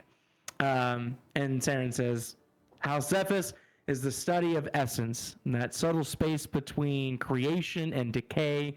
So whether you believe a life giver, death singer, botanist, biologist, bone reader, here is where you will learn the weave of breath and bloom, ash and marrow. The trio stand together, Zep twitching, Ballo, Saren, Kashmir haunting, as Zephys takes their place behind Saren, the green glow sort of receding slowly into the grand light of the halls. There's an applause as they all three sort of disappear into the archway. And you hear a soft metallic chime ring out. It's delicate, it's precise, like a tuning fork. And you see the light above the stage start to refract into sort of shimmering lattice of hexagons that sort of cascade down one of the spiral aisles, and down that comes a woman with what looks to be silver threaded robes and an expression like knowing more than anybody in this room, kind of like an arrogance, but there's something to back it up. She walks with her hands folded at her waist. Elven features that are partially obscured by tight coiled hair that's you could see pinned in kind of symmetrical patterns, like the whole gown has these a geometric sort of tone to it. Her eyes, however, very bright, very taking in everything, scanning each student with a curiosity. It's not cold, but calculating. And Seren says, Dean Mora, the Dean Substance of the Tempestus House. Seren says, she once published a proof so perfect it made 3 rival scholars defect to her office mid-debate. And again, there's a couple of chuckles trying to keep him going. And behind her, there is an audible thump of something heavy sort of coming in and landing at the base of the stage. A massive owlin with, feathers tinted with this, stained with ink, charcoal gray, that steps into view. You see that he's wearing multicolored robes that have glowing runes all over them, and it's got a sort of shimmer to it, almost a matte shimmer. You see that he's wearing what looks to be several series of lenses and a monocle that hover over the right eye. But there's a rotation to it, almost like a gyroscope, constantly moving and swirling. And you see his wing is clutching what seems to be a book that is reacting to what's going on, breathing, conscious. His posture is regal, maybe even a little bit too much. He doesn't bother to hide this at all. The way his head tilts slightly upwards is he kind of feels like he's already 3 steps ahead of everybody in the room. And of course, this is Dean Karok, the Dean of Theory, Seren says. If you're lucky, he'll call on you. If you're unlucky, he'll grade your proof. There's some students that are familiar with the series of jokes that Seren has and kind of chuckle, and others are kind of confused on the context of the jokes. As they sort of, take their position, the next series of events is what seems to be a ripple of golden ink that suddenly sort of forms midair beside them, almost trying to dominate the stage. And from it, you see a floating, ever-shifting fractal creature that sort of spirals into existence. Geometry folding and unfolding in impossible loops. It resembles both an origami swan and also like a tesseract unraveling in slow motion. And you see the edges glow with this pale blue light. And Seren says, and please give a respectful nod or several hundred symmetrical ones to Tempistus House mascot, the Paradox Prism. It doesn't speak more so than it calculates. And as the 2 of them again, take their place, Seren says, Tempistus House draws from magic of numbers, patterns, symmetries, predictive logic. It's where you'll decode reality. Easy to say, or be driven mad trying to do so. When he finishes that sentence, suddenly the ambient lighting in the biblioplex shifts. You see ribbons of red and deep blue flames start to spiral upward, like sort of dancing brushstrokes. All of it is very similar. Has a dance to it, a theatrical sort of presentation. And it sort of converges into a single point beside Seren. And then as it collects, it sort of bursts, and you see radiant sparks erupt as you feel this sort of quick gust of heat and light unravel. And you see standing there 2 silhouettes. Helmrik, in the palm of your hand, you begin to feel that smooth river stone vibrate, like it's trying to escape your hand and get closer to the flame. Like it's trying to let you know something. It's not trying to necessarily leave your hand, but more guide your attention to it. Well, I think, Seren, Go ahead. I'm sorry. no, what do you got? I was gonna say that Helmrik definitely grips the stone tighter, trying not to let it go. Like, I don't know, like he's like finding comfort in it, and the fact that it's almost trying to move gets him to focus back up. Okay. So Ren looks and says, well, I suppose subtlety was off the table. And then you see the first to materialize is a water genasi with this sapphire skin and sort of poised demeanor. She's draped in this red latticed cobalt gown with this extravagant ruffled collar that flails like almost like waves. Her presence is, it's elegant, yet there's a demand in respect, authority. Every motion that this genasi does is with purpose, with precision, like a perfected artist. And then beside her, another form appears, and another sort of dramatic entrance.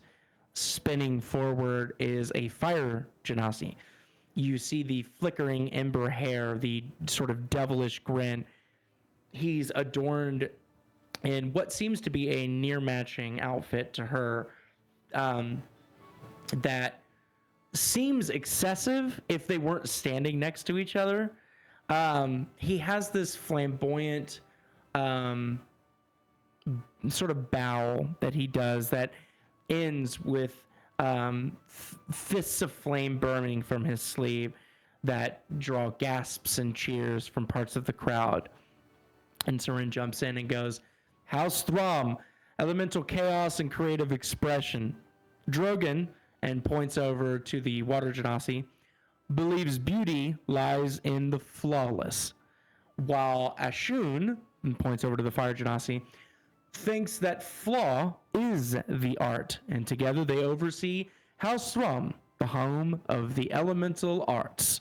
And as if on cue, there's a sudden whirlwind of petals and sparks and ice shards and glowing dust spirals through the upper air, sort of taking shape, and colossal abstract figure. You see that its body is constantly shifting between elemental forms. You see fire, you see water, you see gusts of wind, you see rock falling, you see lightning shattering the rock back up into the air, and then freezing in frost. And Seren says, and that would be Thrumble, House Thrum's mascot. He's got flair. Drogon curtsies with this exaggerating grace, while Ashun sort of blows this exaggerated kiss into the crowd. Seren jumps back in and says, House Throm celebrates the magic of raw expression. Whether you are a performer, a painter, elemental duelist, kinetic sculptor, whatever it be, this is your forge. This is where your spark becomes spectacle. And they take their place behind Seren, leaving behind sort of a fading echo of applause and lavender, weirdly enough. And just as the applause for Throm dies down, there's a sudden voice that cuts through the air, and you hear this sort of, I beg to differ! Lucio, Jin, you hear this voice, and in your hands, your items begin to shake and vibrate. The voice sort of raspy, theatrical, definitely smug, sort of bounces off the dome of the biblioplex, and a moment later you see this jet black blob of ink that sort of hurtles through the air and splatters against Seren's chest with a hiss of like bubbling black, and the liquid instantly evaporates, leaving nothing on his coat. And a single drop slides down and then impossibly like pulls up on the stage. And from that pool rises what looks to be a almost cartoonish, dapper creature, almost like a 1920s like cartoon, sort of a slick tuxedo, curling coattails that move like tentacles, but with this like smug grin, maybe negative, but definitely an unplaced level of self-approval and place within the Institute. And Seren looks over and says, "Let's give a proper welcome to our only house bold enough to interrupt a fireball with a metaphor, House Anesequil." And the inky figure sort of spins and bows and fades into the shadows with a chuckle, sort of making a point, almost like a "I'm better than any of the other creatures that have shown up before me, any of the other mascots." And you watch as the two figures that you can only assume are the deans of the house sort of make their entrance into the room from opposite ends. On the right, you are introduced to Professor Luna, the Dean of Radiance, that sort of glides in like a queen descending on an invisible staircase, sort of stepping in midair. A pure white owlin wrapped in flowing blue silk orbs. She emits a calm confidence with this graceful motion. You see her eyes shine with kindness, with her simple matching sort of attire that kind of has a faint arcane glow to it. And then from the left, you're introduced to Exius Lu, the Dean of Shadow, that comes in with a sort of heavy dominant step, mechanical hissing. You see his long coattails, almost like a judge's robe, and sort of dripping with this like ink-based trail that matches the gauntlets, sort of trickling and clanking. You see a twisted barbed quill that floats just above his shoulders, sort of taking notes, familiar to somebody that you're standing next to. And there is a matched judgment across everyone. I speed up my note taking down, no take him. Saren jumps in and goes, "Together, they form the philosophical counterbalances of House Anesequil. Luna believes that the world has words that are like beacons, and Exius prefers daggers. And, of course, you were just welcomed by their mascot, Quill. Don't give him anything to write on unless you want inner demons quoted with footnotes. Anesequil is the House of Elegance, masters of speechcraft, lyricism, written magic, emotional manipulation. If you wield the word like a wand, or if you believe a metaphor can start a war, this is your stage." And as Luna raises a hand in a sort of silent salutation, and Exius simply nods, really without smiling, there's a blend of awe, fear, anticipation, celebration kind of amongst the crowd. And as that sort of reaction kind of simmers down, Seren sort of gathers himself and has a smile kind of a knowing, and says, "And now, the house that knows what I know, or knows how to find it." And you see the light sort of dims to this deep red hue. And there's echoes through the chamber. There's a gust of what smells like musty parchment that kind of comes out of nowhere and there's a faint scent of wax and dust and ozone. And Xalzin, in your hand, you feel the small cog sort of slamming into the back of your fingers and the front of your palm in a sort of rotation. And again, similar to your companions, kind of letting you know. Going in a certain direction? Or Kind just of pulling you, but doesn't want you to, but more just, hey, pay attention, kind of in that sense.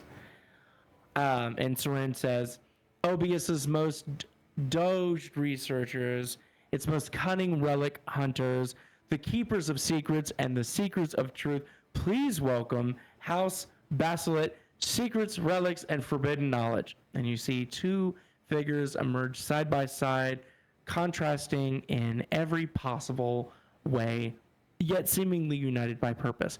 You're introduced to first Dean Jordan Davis, the Dean of Order, and you see her crimson and gold robes shimmer with ribbons of what seem to be living light that wrap from her cuffs to her shoulders, sort of constantly forming runes, sort of midair before sort of vanishing. Her demeanor is warm, almost maternal, but there's this razor sharp precision of expecting the best out of you. And almost like, as she's scanning through the crowd, almost like cataloging students for potential. And the other dean, Dean Krillage, the Dean of Chaos, is this towering orc that is draped in tattered brown, like classic scholarly robes. You see every edge is fastened with scroll chains and brass sigils. You see the tusks curl up beneath a blindfolded face, and a slow sort of smile creeps across the lips as he feels his way forward with perfect confidence. And Soren jumps in and says, Jordan is a historian, an archivist, a map of rules made flesh. And Krillage is essentially a walking contradiction whose personality started at least one minor war by reading the wrong scroll on purpose. And Guy. I like him. there's a sort of a movement in the air as the sort of torches started to flicker as something is coming. And from behind a false panel, a large stone block sort of rises upward, and from it emerges a sort of spherical creature with stubby legs and 4 stubby arms made entirely of what looks to be ancient brick and scroll parchment. You see glowing eyes blink open as the creature stamps a wax seal on its own chest. And you hear Soren go, that, dear friends, is Codex, the House Basalt mascot. He may look like a decorative golem, but give him a razor, give him a riddle, give him a puzzle, he'll outwit you in 3 different languages while you rewrite your own will. House Basalt teaches archaeomancy, relic interpretation, magical history, entropy studies.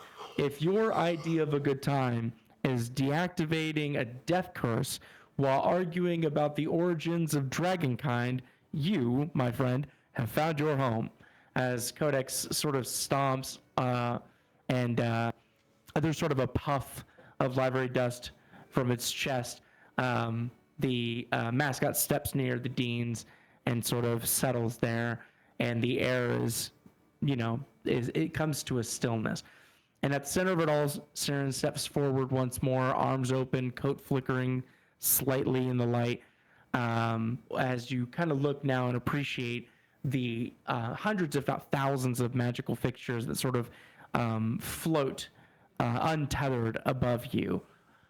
Students of Obeus Institute, your deans, your houses, your next great adventure. And with a sudden pop, no, hundreds of pops, thousands of pops, you see parchment appear midair and sort of float gently draping into the hands of each person standing in the audience.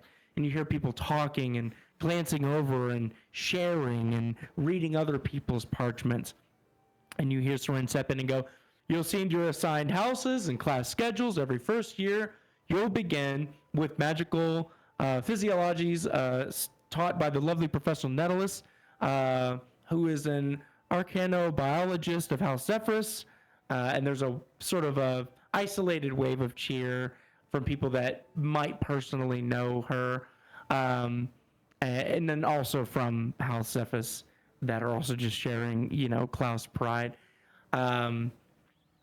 In your dorm rooms, you'll also find your house uniforms. Wear them proudly. But before you rest, I'll introduce you to your deans personally, walk you around, and then you'll be escorted to your house to sleep for this evening. I will say this, though, and I'll leave this.